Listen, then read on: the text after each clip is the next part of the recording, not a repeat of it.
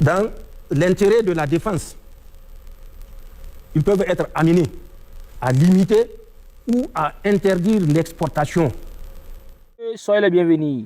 Aujourd'hui, on se retrouve encore pour une nouvelle vidéo. Tout est gâté actuellement sur la toile. Tout est bouleversé. Je vous laisse regarder la vidéo et donner vos avis en commentaire. Par rapport à cette question.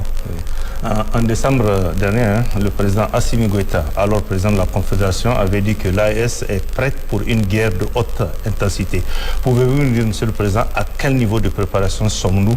Est-ce à dire que l'ordonnance portant mobilisation générale participe de cette idée? Et justement, quel est le contenu exact de cette ordonnance?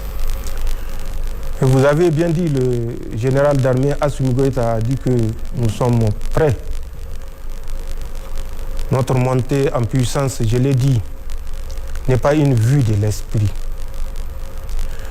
Quand le président de la Confédération en exercice dit que nous sommes prêts, c'est que nous sommes prêts. Nous n'avons pas attendu le jour du 23 décembre 2025 pour dire que nous sommes prêts. Nous nous sommes préparés pour être prêts au moment où le président Assimi Goïta a fait cette déclaration. Et la stabilité que vous observez, malgré l'acharnement, c'est parce que vous ne savez pas ce que personnellement je sais, ce que le président Assimi Goïta sait, c'est que le président Ibrahim Traoré sait de l'acharnement des sponsors de ces mercenaires, des dessins macabres de ces sponsors. Pour nous, le défi n'est pas les mercenaires. Le défi, c'est les sponsors de ces mercenaires-là. Et nous sommes conscients que les mercenaires bénéficient de soutien matériel, financier, en armement, en renseignement, de très grandes technologies de la part de ces sponsors-là. Je vous le détaillerai, Inch'Allah, dans les questions à venir. Donc, le président Assimi Goïta, quand il fait cette assertion, c'est pas que ce jour-là que nous allons nous préparer pour monter en puissance. C'est un constat qui a conduit à la présentation de la force unifiée, qui est l'expression justement de cette montée en puissance, dont l'effectif a été revu à 6 000 hommes au lieu de 5 000 initialement prévus. C'est conscient de la capacité de nuisance de ces sponsors-là que nous avons réaménagé notre dispositif sécuritaire commun et que nous avions réadapté également l'organisation de notre force unifiée pour qu'elle puisse faire face à toute menace au profit des peuples du Sahel. Donc, c'est un constat visible sur le terrain. Rappelez-vous de la vaine tentative de l'étouffement de Bamako. Souvenez-vous des chapelets d'action contre le Burkina. Souvenez-vous de l'attaque de l'aéroport international Diori Hamani de Niamey qui devait être suivie, comme je l'ai dit, à l'instar du 1er juillet 2025 au Mali, de 7 autres attaques sur notre territoire, dans l'objectif ultime de montrer que nous sommes des incapables et que les putschistes ne peuvent pas diriger ces pays. Les conclusions, nous les laissons à l'adversaire, mais notre montée en puissance n'est pas comparable à la force en attente de la CEDEAO que nous attendons depuis 1990 et 36 ans après, elle est toujours en attente. Et nous, en moins de 2 ans, nous avons accompli cette prouesse de mettre en place une force qui va certainement améliorer, combler les lacunes, réajuster, mais en fin de compte, qui va ramener la paix. Nous sommes convaincus, Inch'Allah, sur l'ensemble de notre espace. Donc la montée en puissance, ce n'est pas une vue de l'esprit, c'est une réalité dans le Sahel, particulièrement au sein de la Confédération. Sur l'ordonnance portant mobilisation générale. L'ordonnance portant mobilisation générale, je crois que j'ai répondu à ça. Nous sommes des professionnels. Nous savons les défis auxquels nous faisons face et nous savons l'ampleur des défis, puisque nous savons ce que nous savons et nous savons ce que beaucoup de Nigériens ne savent pas. Et c'est ça la différence. Donc nous savons l'ampleur des défis, la détermination des sponsors à nous mettre à genoux, quitte à nous éliminer physiquement. Et ça, je pèse mes mots. Donc, face à ça, nous savons que les jours à venir seront particulièrement difficiles. Non pas parce que nos forces de défense et de sécurité ne sont pas adaptées, ne sont pas puissantes, ne sont pas professionnelles, ne sont pas dotées. Non. C'est, tant que je dis, sera difficile parce que nous connaissons l'agenda de l'autre. La mobilisation générale s'inscrit dans ce sens. L'ordonnance du 26 décembre 2025, la 42, c'est une disposition légale qui est prévue par la loi numéro 2002-30 du 31 décembre 2002 portant l'organisation de la défense nationale et l'article 43 de la charte de la refondation. C'est de là que cette mobilisation nationale tire son naissance. La mobilisation générale est l'aptitude, pour faire court, du peuple nigérien.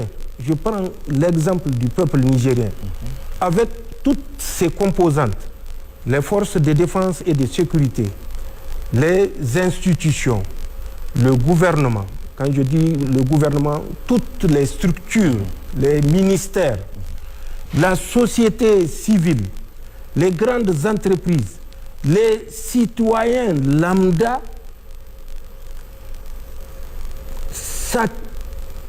s'approprient cette capacité de basculer d'un temps de paix à un temps de guerre.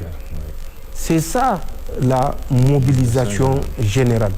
Cette capacité de basculer en structure organisée, chacun sachant ce qu'il doit faire en fonction de sa qualification, en fonction de ses compétences et en fonction de son aptitude à prendre une posture de guerre quand il est nécessaire et quand c'est décrété. C'est ça la mobilisation générale qui repose sur un certain nombre de piliers qui sont d'abord les dispositions générales que j'ai citées et à travers l'organisation également de cette mobilisation, à travers la préparation de cette mobilisation à travers la conduite, pour parler en termes militaires, de cette mobilisation, et pour parler en termes civils, la mise en œuvre de cette mobilisation, et également prévoir des dispositions pénales qui également renforcent l'efficacité de cette mobilisation. Nous sommes dans moins de 10 jours dans le carême. Oui, le mois de Ramadan. Vous attendez le premier jour pour commencer à assurer votre réserve de sucre. Vous attendez le premier jour pour assurer votre réserve, je ne sais pas, de mil, pour vous faire la bouillie, le coco qui va bien. Vous attendez le premier jour pour faire tout le stock qui incombe à la ménagère. Dites-moi que non. Vous préparez pour un objectif bien précis, le 29 ou 30 jours du carême, du jeûne, se passe avec moins de difficultés. C'est ça la mobilisation générale. C'est pour que l'ensemble des citoyens, non seulement de façon collective, mais de façon également individuelle, aient les réflexes appropriés pour passer d'un temps de paix à un temps de guerre. Les Nigériens connaissent ce temps de défi, je ne dirais pas de guerre, depuis plus de 30 ans. Je crois que si nous avions fait ça, c'est pour que nous soyons encore plus performants. Parce que les autres n'ont pas pensé à le faire, pour des raisons que je ne critiquerai pas. Mais nous sommes conscients que les sponsors et nous, c'est deux volontés. La volonté de nous soumettre et notre volonté de nous libérer et de rester maître de notre destin. C'est ça la différence. Nous avons repris la liberté d'action. Nous devons garder cette liberté d'action pour notre dignité, notre souveraineté et pour notre prospérité. Voilà ce que je peux dire de la mobilisation générale. Des missions de sensibilisation sont conduites et je crois que d'autres détails peuvent être portés. D'accord. Monsieur le Président, cela fait presque 3 ans que vous présidez aux destinées du Niger avec l'avènement au pouvoir du CNSP le 26 juillet 2023. Est-ce que vous comprenez les attentes pressantes des Nigériens pour une nette amélioration de leurs conditions de vie en rupture d'avec ce qu'ils ont connu par le passé? En effet, les Nigériens se disent maintenant que nous disposons de notre pays et de ses immenses ressources naturelles et doivent constater un changement positif de leur vie quotidienne. Question, Monsieur le Président, quelle appréciation avez-vous des revendications qui se font jour ces dernières semaines relativement au paiement des salaires, la cherté de la vie et l'absence de liquidité financière suffisante à Niamey et dans le circuit financier national? Formel. Merci. Je me surprends à entendre ce chapelet de questions. Mais il faut peut-être porter beaucoup de corrections. D'abord, nous n'avons pas 3 ans. Bientôt 3 ans. Nous avons 2 ans, 6 mois. 1 an, c'est 1 an. 6 mois, c'est la moitié d'1 an. Nous avons 2 ans, 6 mois. Et si on vient à la charte de la refondation, allez-y voir, le 26 mars 2025, n'est-ce pas? Oui, 25. Vous aurez ce que nous avons au pouvoir. L'un de l'autre, vous avez dit 3 ans. Le Niger est république depuis quand? Le 18 décembre 1958, 58, oui. la République du Niger. Tout à fait. Le Niger est indépendant, entre parenthèses, depuis quand? Le 3 août 1960. Tous ceux qui nous font ces reproches-là étaient où pendant ces 65 ans? Je prends juste du 3 août 1960. Oui. Pendant ces 65 ans, ils étaient où? Nous connaissons le Niger. Nous connaissons l'histoire du Niger. Qu'elle soit l'histoire au temps du néolithique ou l'histoire plus récente de la colonisation française ou l'histoire encore plus récente de l'occupation française après le 3 août 1960. Parce que nous avons vécu sous l'occupation française après le 3 août 1960. D'autres détails vous prouveront ce que j'ai dit présentement. Suivez juste la chronologie des explications que je donnerai au fur et à mesure. Nous sommes dans un processus de réappropriation de nos ressources. C'est ça que certains ne comprennent pas.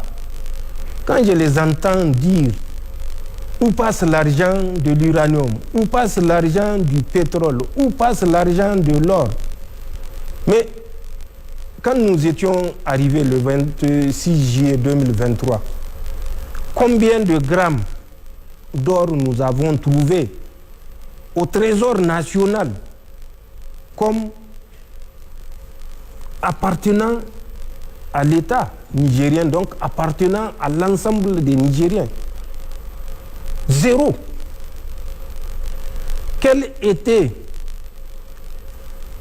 les bénéfices de la vente de l'uranium au profit des Nigériens? Rien. Au pire, les Nigériens ont bénéficié du cancer, de la pollution de leurs ressources hydriques et de nappes souterraines. Le Niger ou les Nigériens ont bénéficié de la pollution de l'environnement. Donc, c'est un processus qui a duré plus de 70 ans que nous nous sommes évertués à défaire après l'avoir combattu avec l'arme intellectuelle, l'arme de la raison, l'arme du pragmatisme et l'arme de la dignité. C'est dans ce combat que nous sommes. Le pétrole. Mais que rapporte le pétrole aux Nigériens? Tout s'inscrit dans ce combat.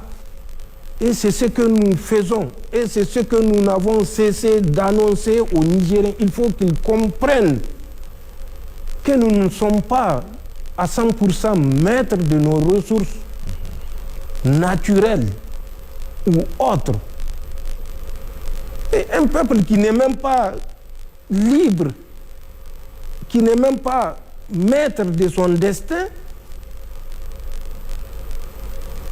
donc le combat le plus pragmatique est de le faire comprendre qu'il est désormais maître de son destin, qu'il est maître de ses ressources. Vous croyez que c'est un combat qu'on peut mener en 2 ans, 3 ans? Vous croyez que ceux qui ont bénéficié de toute cette manne vont rester les bras croisés? Jetez un coup d'œil à ce qui se passe en France. Vous comprendrez.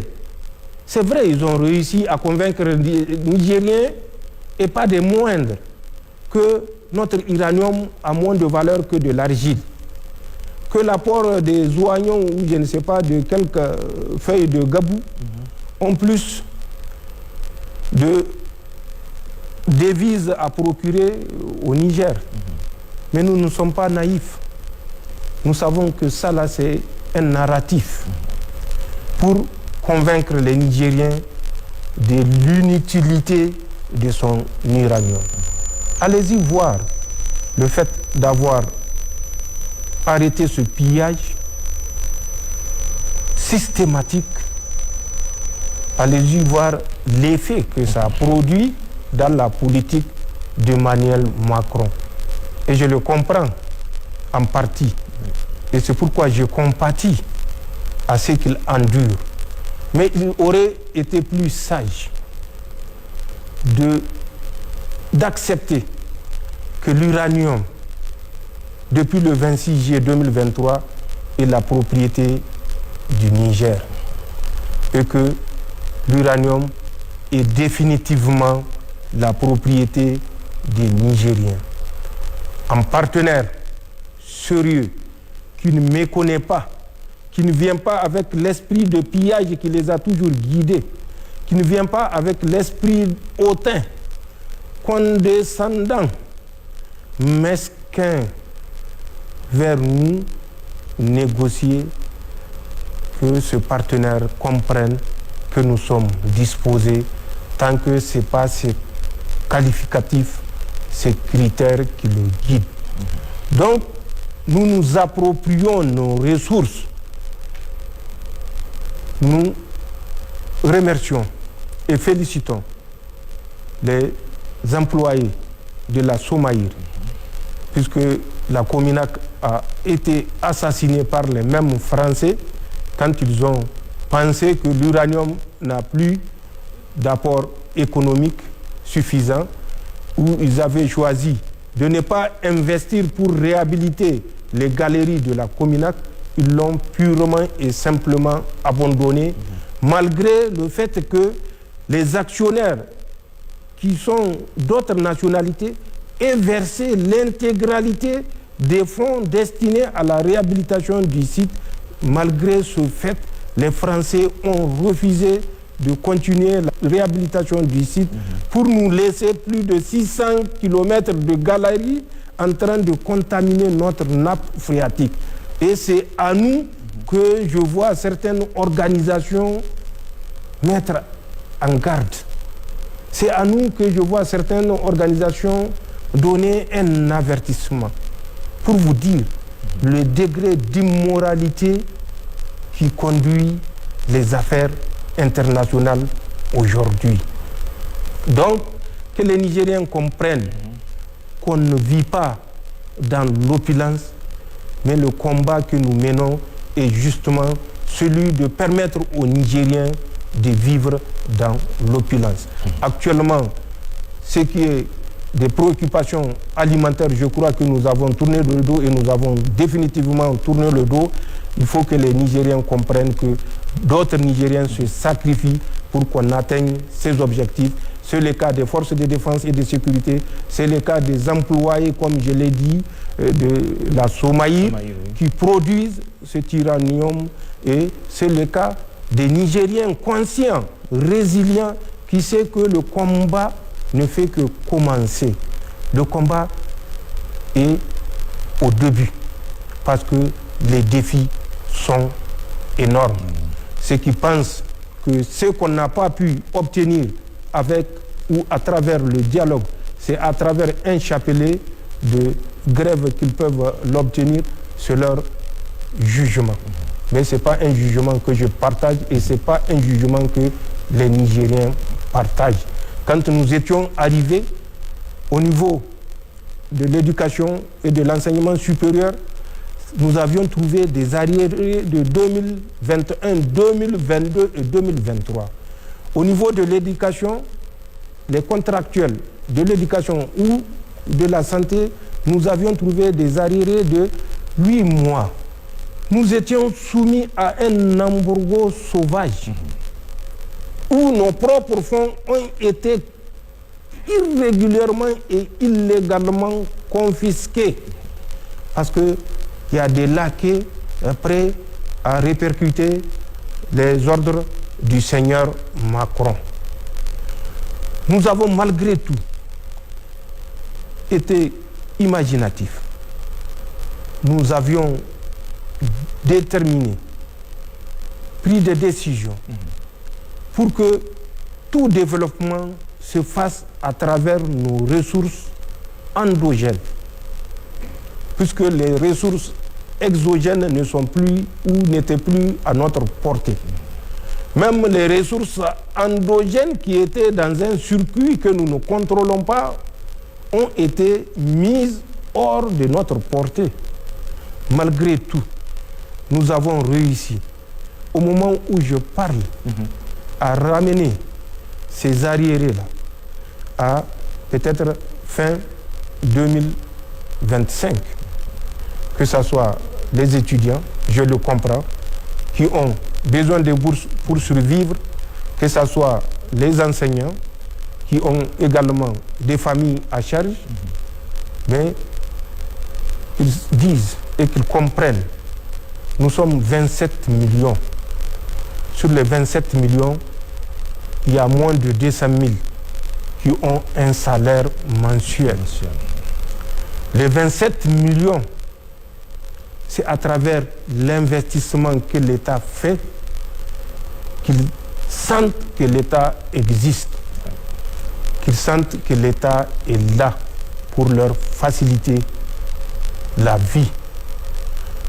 Donc, que les autres également, qui ont ce privilège de se prévaloir d'un salaire à la fin de chaque mois, comprennent que c'est des sacrifices énormes qui sont consentis pour réduire les arriérés que nous avions trouvés et essayer d'être réguliers. Au moment où je vous parle, les contractuels ont un reliquat de 2,6 milliards pour le paiement de décembre.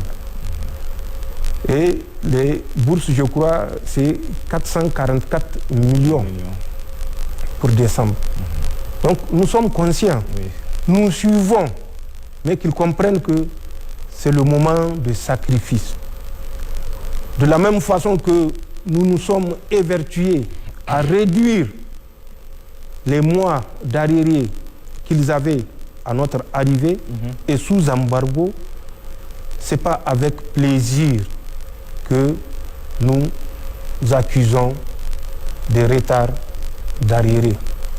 Qu'ils comprennent que des militaires, des FDS, accusés également des mois d'arriérés. Pourtant, ils se sacrifiaient pour ce même pays. Ils mouraient pour ce même pays. Qu'est-ce qui fait ça? C'est la conviction que si nous ne faisons pas le combat, personne ne le fera à notre place. Et qui dit combat, dit combat.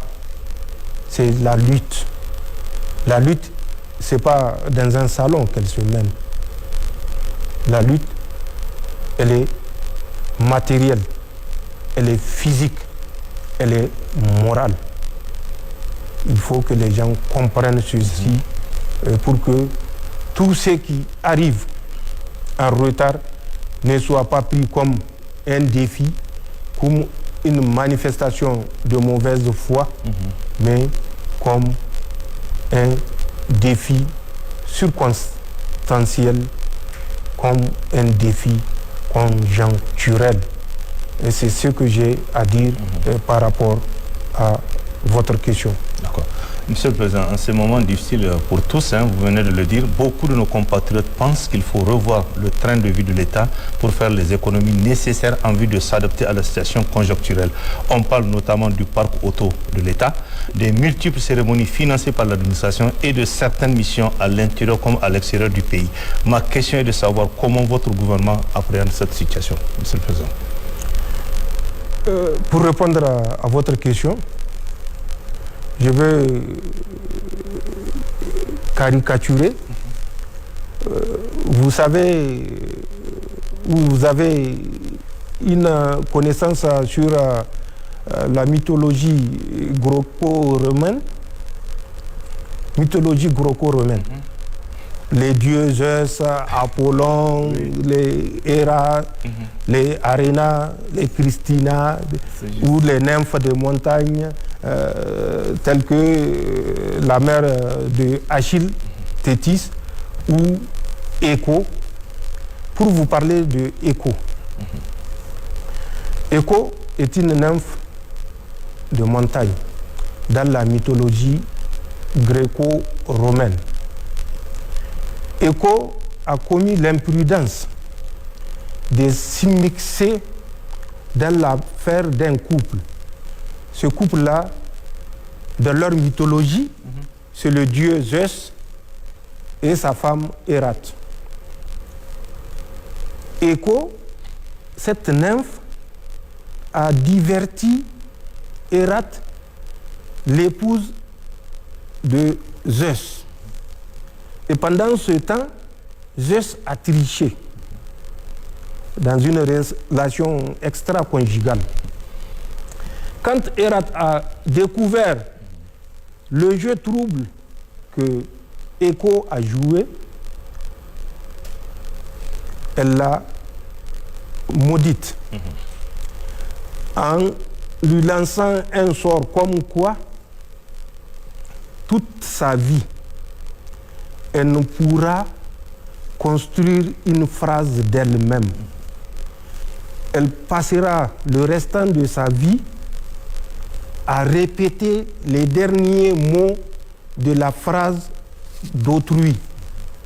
Et c'est ce qui fait ce phénomène acoustique qu'on appelle écho. Si vous êtes dans des régions montagneuses, quand vous criez, vous entendez la répercussion. C'est ça le sort de écho. Écho ne fait que répéter ce que les autres disent.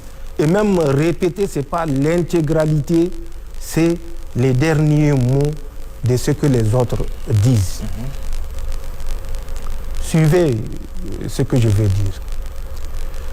Vous parlez de train de vie. Est-ce que nous avons un train de vie? Face à tous nos défis, face à tous les engagements, est-ce que nous avons un train de vie? Nous avons un train de survie.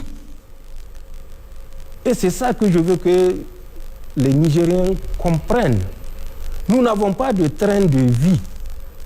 Si les gens sont habitués à répéter, mais il faut répéter intelligemment et non répéter comme écho. Depuis que nous sommes arrivés, quelles sont les premières mesures que nous avions prises? D'abord, le Conseil national pour la sauvegarde de la patrie. Les Nigériens peuvent approcher le SG du ministère des Finances que nous avions trouvé. Le premier jour où nous l'avions reçu, il nous a rappelé sur les indemnités qui sont dévolues en pareille circonstance aux membres du Conseil. Nous lui avons dit, nous sommes conscients de notre intervention est basée sur une prise de conscience, pas une volonté de pillage. Une prise de conscience pour mettre fin au pillage des maigres ressources nationales. Nous allons nous contenter chacun de son salaire et de ses indemnités en fonction de ses responsabilités initiales. Parce que nous étions tous, chacun, à un poste de responsabilité. Depuis que nous étions arrivés, dites-moi, une seule commande, vous avez parlé du parc automobile. Dites-moi une seule commande de parc automobile si ce n'est qu'au profit des forces de défense et de sécurité. Nous savions que ce n'était pas la pratique. Les régimes qui se sont succédés commandaient annuellement des centaines de véhicules.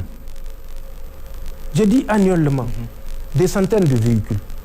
Qu'on nous dise les centaines de véhicules que nous avons commandés pour l'administration ou toute autre structure en dehors, comme je l'ai dit, des forces de défense et de sécurité.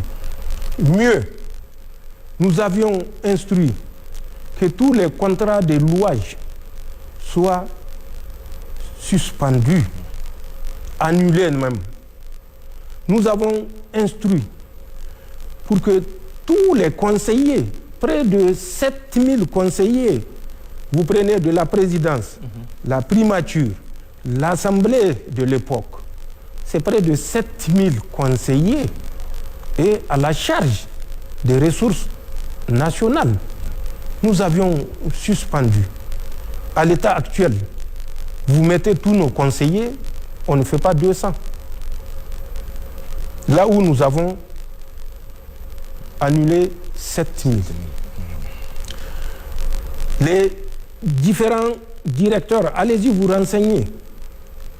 Nous avions trouvé des directeurs généraux avec des salaires de 6, 7, 9 millions par mois de francs CFA. J'ai pris une ordonnance pour que ça soit revu au strict minimum.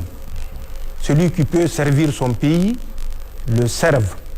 Celui qui pense qu'il ne peut pas servir le pays avec ce montant, il y a des milliers de Nigériens aptes à occuper sa place. Mieux, pour ne pas aller loin, en 2022, la présidence de la République avait un budget de 220 et quelques milliards de francs CFA. Allez-y comparer avec les budgets de la présidence de ces 3 dernières années. Nous sommes actuellement, ou je dirais des 2 dernières années, puisque 2023, c'est une loi budgétaire que nous avions déjà trouvée. Donc 2024, 2025, et maintenant nous sommes en février 2026 avec la loi budgétaire donc de 2026. Donc, allez-y vérifier. Nous sommes à 60 milliards de francs CFA pour le budget de la présidence de la République du Niger. Un budget qui était, rien qu'en 2022, 224 milliards de francs CFA, qui était de 164 milliards de francs CFA en 2023. Comme je l'ai dit, c'est une loi que nous avions trouvée et qui était descendue à environ 90 milliards en 2025 pour encore continuer à descendre à 60 milliards de francs CFA en 2026. Nous sommes conscients de ce que nous faisons et que les échos qui pullulent arrêtent de se conduire en écho. La loi des finances, elle est disponible. Allez-y voir quels sont les crédits qui sont alloués aux différentes structures, institutions, ministères et autres pour la loi de finances 2026. Le plus grand montant, tenez-vous, est réservé à l'éducation nationale. Même pas la défense, c'est l'éducation nationale. Ensuite vient la défense nationale. Ensuite, le ministère de l'Intérieur. Ensuite, le ministère de l'Équipement, le ministère de l'Agriculture, le ministère de l'Enseignement supérieur. Ce sont ces structures qui bénéficient la plus grande partie des prévisions budgétaires. Le ministère de l'Éducation nationale et le ministère de la Défense font 4 fois, virgule, le budget de la présidence de la République. Allez-y voir, avant notre arrivée, quel était le rapport entre la présidence et ces différents ministères. Donc, que les gens cessent de répéter sans vérifier. D'ailleurs, malheureusement, on a des champions dans ce domaine, parce que même la loi de finances, avant qu'elle ne sorte, j'ai vu des points de presse conduits par des experts internationaux dont on ne voit le fait ou le produit de l'expertise qu'à travers les causeries des FADA ou la médisance. Oui. Que les Nigériens apprennent à ne pas se laisser embobiner, qu'ils apprennent à lire quand la loi de finances est adoptée, qu'ils s'approprient cette loi de finances, qu'ils l'étudient et qu'ils voient les propositions qui sont faites et de quelle réalité tiennent compte ces propositions. Donc, je ne me reconnais pas, aucune institution, aucun gouvernement ne se reconnaît dans un train de vie. Allez-y voir les salaires des ministres. Je ne veux pas le dévoiler puisque nos échos portent loin. Allez-y voir le salaire de nos conseillers pour la refondation. Vous comprendrez que c'est une misère, même si certains, d'ailleurs j'ai vu même parmi les conseillers, sont sortis pour penser qu'ils étaient gâtés. Nous ne sommes pas dans la démagogie, nous sommes dans la réalité. Nous ne sommes pas dans le virtuel, nous sommes dans le pragmatisme. Et nous sommes conscients des responsabilités qui nous incombent. De notre arrivée à aujourd'hui, nous n'avons commandé aucun véhicule de luxe pour faire plaisir à un président des institutions ou à un ministre. Tout ce que nous avons fait s'inscrit dans le strict minimum pour permettre à nos forces de défense et de sécurité de mener le combat terrestre et aérien dans de meilleures conditions. Et même ça, difficilement, parce que l'environnement global, mondial est difficile. Non pas pour le Niger seul, mais pour tous les pays du monde. Donc, voilà la réponse que je porte à ECHO, que ça soit ECHO avec O tout simplement, ou bien ECHO avec S, et que les Nigériens sachent être sourds face à ces oiseaux de mauvaise augure. Voilà. Monsieur le Président, beaucoup s'interrogent sur la nomination de certains responsables qui se sont illustrés par leur mauvaise gestion ou leur comportement clanique et même opposé à la refondation, c'est ce que se dit couramment. Et dans le même ordre d'idée, nous avons assisté à une certaine instabilité des postes du ministre du Pétrole et du directeur général des douanes, des secteurs en lien avec l'argent et le monde des affaires. Alors, question, qu'en est-il véritablement? Est-ce difficile de trouver de bonnes personnes pour assumer certains postes de responsabilité au Niger, Monsieur le Président? Mais vous voyez, ce que je viens de déplorer réapparaît également dans cette question. Parce que vous dites le jour et la nuit. Vous dites une chose et son contraire. Nous nommons des gens qui ne méritent pas d'être nommés et nous les dégommons. C'est ça, synthétiquement. Mais si les gens ne répètent pas sans analyser eux-mêmes ce qu'ils disent, est-ce que c'est une question qui doit revenir aujourd'hui sur la table? Puisque j'ai déjà parlé du processus de nomination. Pour nommer, nous demandons des CV. Des CV des Nigériens. Ce n'est pas des CV des Français comme ça se faisait à l'époque. D'ailleurs, jusqu'à une époque récente, des Français étaient dans les ministères. Des Français étaient dans les postes des forces de défense et de sécurité. Allez-y vérifier. Aujourd'hui, si ce n'est pas des Nigériens. Donc, nous demandons des CV des Nigériens en fonction des postes à occuper. Les Nigériens transmettent je dis bien les Nigériens transmettent, je le dis et je le répète, des CV qui sont soumis à la loupe de la gendarmerie nationale, à la loupe de la sécurité d'État, à la loupe de la police judiciaire. C'est le résultat de ces trois structures qui nous permet d'avoir une synthèse sur la capacité intellectuelle et morale de candidats à occuper le poste vacant.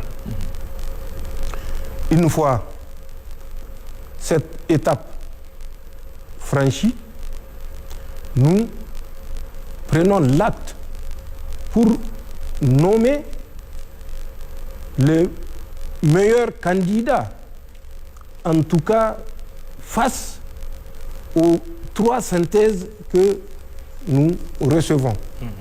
Ce n'est pas quelque chose que je me réfugie dans le bureau pour prendre, non. C'est un acte collégial. Nous nommons et nous observons, car nous avons appris que la confiance n'exclut pas le contrôle. Nous sommes militaires et nous restons militaires. Nous ne laissons aucune place au tâtonnement. Nous ne laissons aucune place au hasard. Nous ne laissons aucune place à un sentiment personnel. Nous ne laissons aucune place au tâtonnement. Nous nommons, nous surveillons. Et en matière de surveillance, je crois que les Nigériens peuvent me croire que nous avons cette capacité de surveiller. Même pas ce qui se passe à l'intérieur du pays, mais même à l'extérieur de notre pays. Et c'est ce qui nous permet, Dieu merci, de tenir.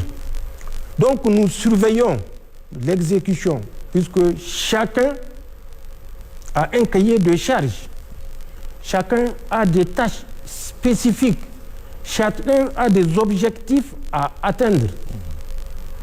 Quand nous constatons que les objectifs à atteindre ne sont pas atteints, ou au pire, ils sont déviés, mais nous n'agissons pas par sentiment, c'est ce que j'ai dit. Nous agissons et c'est ce que j'ai eu à dire en âme et conscience, en étant et en restant convaincu que Allah subhanahu wa ta'ala est le seul juge. Et il est juge de nos actions. Et il est juge des actions que notre responsabilité nous confère.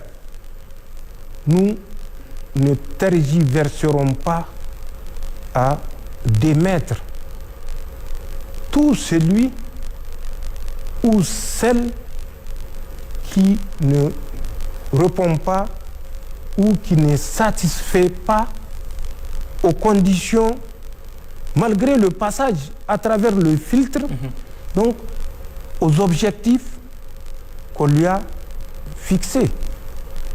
Et donc, sachant que la nature de l'homme, nul n'est parfait, je dis bien que nous suivons l'exécution des missions de chaque responsable, et ce, quel que soit le poste de responsabilité conféré au Nigérien ou à la personne. Donc, il n'y a pas de nomination par sympathie, il n'y a pas de démission dictatoriale, il n'y a pas de sentiments opposés regroupés, il y a juste une analyse froide, guidée par le pragmatisme et le résultat. Voilà la question à écho une fois de plus pour comprendre que rien n'est laissé au hasard. Permettez-moi d'insister un peu parce que pour le cas du ministre du pétrole, ça fait quand même le 3e ministre du pétrole qu'on a. Au niveau de la douane, c'est presque pareil, c'est le 3e DG. Qu'est-ce qui se passe? Quand on nomme un DG douane et qu'on découvre qu'il a dévié de la mission principale, de l'objectif et de l'effet recherché, nous sommes des militaires, je vous dis. Nous n'agissons pas par sentiment. Les douaniers font partie des forces de défense et de sécurité. Mais ce n'est pas une robe pour leur assurer l'impunité. Rester dans la ligne droite de la sauvegarde de l'intérêt national, pas de l'intérêt du président de la République, pas de l'intérêt de tel ou tel ministre, pas de la défense de l'intérêt de tel ou tel groupe ou de telle ou telle personne. Non, l'intérêt national. Quand on voit que la mission qu'on vous a confiée n'est pas respectée, celle de défendre les intérêts du Niger, soyez sûrs qu'il y a des milliers de Nigériens en attente et nous ne lésinerons pas sur les moyens pour essayer chaque Nigérien et le mettre devant ses responsabilités. C'est un crédit de confiance qui conduit à la nomination à travers un filtre et c'est le retrait de cette confiance qui conduit à la démission et au retrait de cette confiance trahie. Donc, on peut changer 50 ministres du pétrole, 50 directeurs généraux de douane. S'il le faut, nous le ferons. Donc, ça n'a rien de personnel, ça n'a rien de sentimental. C'est le pragmatisme, c'est les résultats dans le seul et unique intérêt national. Voilà ce que je répète malgré votre insistance. C'est l'intérêt national qui guide nos actions, ce n'est pas le sentiment, ce n'est pas la familiarité. Celui qui croit qu'il aura la couverture de la familiarité, du sentiment ou de l'appartenance au corps n'a rien compris de notre détermination, n'a rien compris de la réappropriation que nous sommes en train de faire de nos ressources naturelles, n'a rien compris de la ligne qui nous a conduit à reprendre en main notre défense, notre sécurité et voir aujourd'hui ce que nous avons, c'est-à-dire la liberté d'action. Un moment était connu au Niger où les FDS ne décidaient pas. C'était la même situation au Mali, c'était la même situation au Burkina Faso. Nous avons décidé de prendre notre destin en main. Nous avons choisi de nous réapproprier notre destin pour notre dignité, pour notre souveraineté. Nous ne lésinerons sur aucun moyen pour y parvenir. Ça n'a rien de personnel. Voilà. D'accord. Monsieur le Président, on va poursuivre cet entretien. Après votre vision pour le Niger, vous avez adopté en Conseil des ministres votre programme de la refondation de la République 2025-2029. Que faut-il retenir de cette approche? Nous sommes des militaires. Dans l'armée, il y a un niveau où c'est la conception. La conception, c'est les grandes lignes qui sont tracées. Ensuite, un autre niveau qui est purement tactique, où c'est ce qu'on appelle l'ordre d'opération. Cet ordre d'opération est séquencé en plusieurs parties. Vous prenez l'environnement, vous prenez la menace à laquelle vous faites face, vous prenez votre mission, vous prenez la population dans laquelle vous allez conduire votre mission, vous prenez le personnel et les moyens dont vous disposez pour conduire cette mission. Et vous prenez ce qu'on appelle les amis et les voisins, c'est-à-dire les autres forces de défense et de sécurité éventuellement qui vont évoluer dans votre zone d'opération. Quand vous faites cette première synthèse, vous fixez ce qu'on appelle un effet majeur. Un effet majeur. Pour parler en termes civils, un objectif essentiel qui va conduire tout le reste de l'articulation que vous allez faire. Une fois que vous avez défini votre effet majeur, vous allez maintenant faire ce que nous appelons l'articulation, avec les unités subordonnées auxquelles vous confiez des missions. Et chaque unité subordonnée qui reçoit une mission est également dotée des moyens pour exécuter cette mission spécifique. Enfin, vous faites ce qu'on appelle les instructions de coordination. Ces instructions de coordination permettent de prendre en compte les autres corps, notamment la santé, les transmissions, le soutien logistique, tout. Et c'est en ce temps que vous pouvez dire que vous êtes intellectuellement prêt pour maintenant passer à la phase pratique. C'est la même organisation qu'il faut rapporter. Malheureusement, les gens ont tendance à croire que les militaires, bon, c'est des bidas, c'est des porteurs de ranges, mais ils n'ont rien compris. Toutes les grandes avancées ont été faites à travers l'organisation militaire, quel que soit le domaine concerné, que ce soit dans le domaine scientifique de façon globale, la médecine, l'armement, qu'il soit nucléaire ou autre, que ce soit dans l'organisation, c'est l'organisation militaire qui a été habillée en civil comme ce que vous portez pour gérer, pour ceux qui sont conscients. Pour ceux qui sont conscients, c'est l'organisation militaire qui a été adaptée aux civils, je ne dirais pas civilisée, parce que les gens auront la mauvaise idée d'interpréter, donc qui a été adaptée pour faire ce que nous faisons dans le milieu civil. Donc, la vision qui est basée sur 4 axes, c'est une vision qui trace 4 grandes lignes.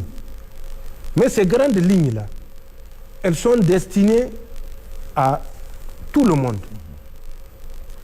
Voilà ce que je pense que lorsque nous allons suivre cette vision, voilà là où notre pays peut aller. Voilà ce que ça peut produire comme effet positif au profit de l'ensemble des Nigériens. Donc, au reçu de ces grandes lignes qui sont ce qu'on appelle les 4 axes, il faut bien sûr répercuter, comme on le fait dans l'armée, aux échelons subordonnés qui sont articulés. Ici, c'est les grands collaborateurs. Dans l'armée, c'est un autre terme, c'est une terminologie militaire. Donc, les collaborateurs, ce sont qui? Ce sont les institutions, ce sont les ministères, le gouvernement, ce sont les directions, ce sont les entreprises, ce sont les citoyens lambda. Il faut dire à chacun, voilà ce que vous devez faire, et c'est là où ça rejoint un peu l'esprit de la mobilisation. Voilà ce que vous allez faire, voilà comment vous allez le faire, et voilà les moyens que vous devez utiliser pour le faire. C'est ça qui conduit à la réarticulation aux échelons collaborateurs pour permettre de faire ce que vous venez de dire de la vision passée au programme de la refondation 2024-2029. Ce n'est rien d'autre que ça. Que chaque structure comprenne la mission qu'elle a réussi, l'exécute parce qu'elle est dotée des moyens, bien sûr que je ne dirais pas abondants, mais qui lui permettent d'exécuter la mission pour un seul objectif, le bien-être des Nigériens, l'intérêt national. Et dans cette démarche, comme je l'ai dit, je le répète, s'il y a un maillon de la chaîne qui ne peut pas supporter la tension, nous le remplaçons avant que la chaîne ne casse. Il faut que les Nigériens comprennent ça et c'est la réponse que j'ai à porter à votre question. C'est ça l'esprit du programme de la refondation qui découle de la grande vision, les 4 axes de la vision pour un Niger meilleur. Monsieur le Président, la dissolution des syndicats du secteur a laissé entrevoir des réformes imminentes qui allaient rapidement changer les choses. Ensuite, le 12 décembre 2025, lors de la rentrée judiciaire, vous avez lancé un message fort relativement à votre vision de la justice et placé tous les acteurs devant leurs responsabilités, notamment les magistrats. Où en sommes-nous à ce jour et quelles sont les perspectives dans ce secteur important de notre vie? La justice ne peut pas être malade. Elle est physique, la justice? Non. Elle est matérielle? Non. Elle n'est pas matérielle. Donc comment est-ce qu'elle peut être malade? Elle est humaine? Non plus. Ce sont les acteurs qui sont chargés de conduire cette justice qui sont malades. Ce n'est pas la justice. Nous avons des textes qui ont été plusieurs fois, comme je l'ai dit, toilettés. Non. Même si c'est la peau qu'on enlève, tant que le mental ne change pas, tant qu'on aura des malades au sein de notre appareil juridique, judiciaire, mais nous aurons à observer des comportements déviants. Mais le plus important, ce n'est pas ces comportements-là. C'est nous, notre réaction face à ces comportements. Et ça, c'est de la responsabilité de tous les Nigériens. Nous sommes sortis de la phase de Tchéhanchi, corruption, clanisme, partisan. Non, nous sommes sortis. Vous occupez un poste, vous rendez la justice aux Nigériens. Vous êtes malade, vous êtes incapable de rendre la justice aux Nigériens, on vous remplace. Surtout que le choix ne doit pas être la mer à boire. Nous avons combien de magistrats? C'est juste. Donc, mais peut-être aussi c'est ça le drame.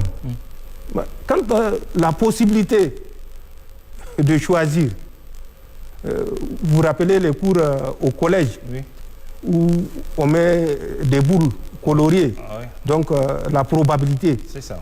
Donc quand la capacité d'avoir une gamme grande de probabilités est réduite, on ne fait que recycler. Mais on recycle au mieux. Donc, je ne vais pas rentrer dans les détails. La justice n'est pas malade. Ce sont les acteurs de la justice qui sont malades. Et je le dis parce que je le sais. Et je le sais parce que j'étais amené à prendre des actions par rapport à certains acteurs.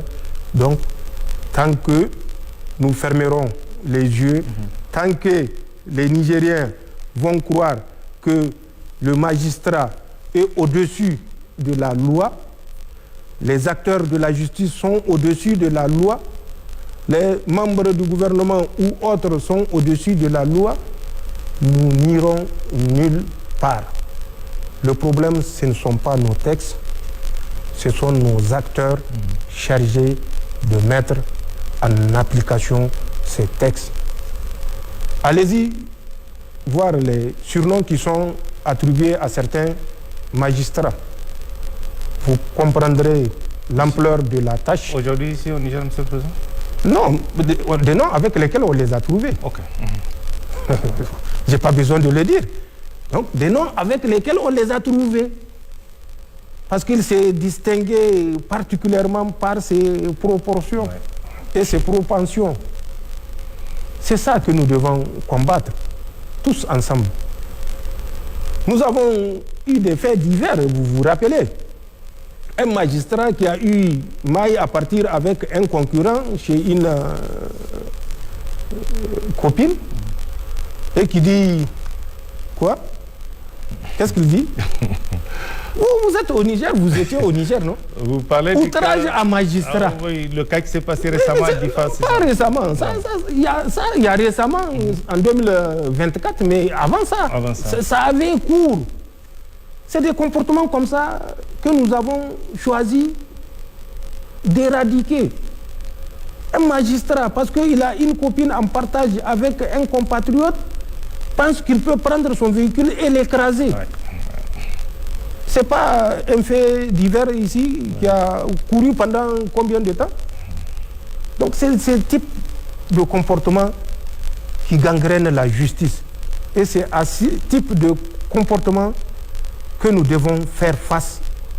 Non pas seulement les décideurs, mais l'ensemble des Nigériens doivent les rejeter. Sinon, on ne pourra jamais circonscrire ou éradiquer. Il faut que les gens comprennent que le temps est révolu. Il n'y a pas d'outrage à magistrat en dehors du palais de justice. Il n'y a pas d'outrage à magistrat, c'est une copine. Ça, c'est fini. Si ça se passait, ça ne doit plus se passer. Il n'y a pas de perception. Nous sommes pragmatiques, nous sommes dans la réalité. La justice doit être pragmatique et être dans la réalité. Nous comprenons que les difficultés concernent tous les domaines, mais les acteurs aussi doivent comprendre que les difficultés concernent tous les domaines. Chacun serre la ceinture sans couper le bassin, mais serre la ceinture. Il faut que chacun serre la ceinture. Monsieur le Président, votre tournée a ravivé le sentiment patriotique et a renforcé l'unité nationale. C'est indiscutable. Quel message avez-vous à l'endroit de ceux qui tentent de mettre à mal notre vivre ensemble, mais aussi à l'endroit de tous les Nigériens? À l'endroit de tous les Nigériens, ce que je dois leur dire, c'est que nous sommes un peuple. Le Niger est un peuple. À l'endroit des autres, les autres, nous n'avons pas le temps pour eux. Le Niger, où les limites récentes de 60 ou de 58, quand il a été dit que c'est une république, ne reflètent pas ce que c'est le Niger, ne reflètent pas ce que sont les Nigériens. Depuis le Paléolithique, il y a 2 600 000 à 3 300 000 années, le Sahara du Niger était occupé. Il y a des traces humaines, des traces de vie dans le Paléolithique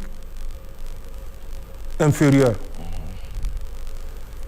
Des peuples africains étaient dans le Sahara et l'Aïr nigérien. Au néolithique, ça s'est encore accru. Il y a entre 9 000 à 10 000 d'années, où des traces de pratiques agricoles ont été retrouvées après des fouilles, où des peintures rupestres ont montré que au Niger, ce qui est aujourd'hui cette République du Niger, on a dompté le cheval, la vache et par la suite tous les animaux domestiques que vous connaissez. ils ont laissé les traces sur les peintures rupestres. On a découvert dans des vallées qui étaient les lits des fleuves qu'il y avait des vies organisées à travers des armes comme le harpon, comme les flèches, comme les poteries, comme des bracelets en bronze, en cuivre, sur le territoire national. Il y a 10 000 ans de cela. Le Niger, ce n'est pas un petit pays. Il y a 10 000 ans, allez-y voir en France, il n'y a pas d'organisation sociale. La première organisation en France remonte à 481. Moi, je vous parle de 10 000 ans. Donc, le Niger n'est pas un petit pays. Le Niger a été et est la porte d'entrée vers tout l'intérieur de l'Ouest africain. Ce n'est pas moi qui le dis, c'est des éléments historiques, scientifiques. Des forêts d'arbres silicifiés ont été découvertes au Niger. Donc, nous sommes un peuple ancien. Nous devons, chaque fois que nous posons un acte, comprendre que nous sommes un peuple ancien. Nous ne sommes pas n'importe qui. Et n'importe qui ne peut pas nous piétiner. C'est un incident de parcours qui a permis que cette colonisation ait lieu, mais qu'on considère que c'est un incident de parcours. Et qu'on tourne la page. Et c'est ce que nous faisons. Le Niger, c'est le pays des royaumes et des empires. Vous prenez le Kanem Bornou, 784, 1900. C'est l'un des plus longs règnes connus au monde en dehors du règne égyptien de l'Afrique également. Puisque nous avons un groupe, les Mazumawa, qui ont donné un pharaon en Égypte. Le Kanem Bornou, c'est depuis 784. Donc il y a eu d'autres qui ont eu le mérite de créer quelque chose, de consolider. Mais il est une référence parce que c'est le premier à avoir organisé le Kanem Bornou à travers une organisation sociale musulmane qui a fait son pèlerinage, qui est revenu et qui a introduit l'islam comme religion d'État. Après lui, il y a Dunama Di Ballami. Mais son vrai nom, c'est Dunama, fils de Salma Bukourou. Il a fait 1222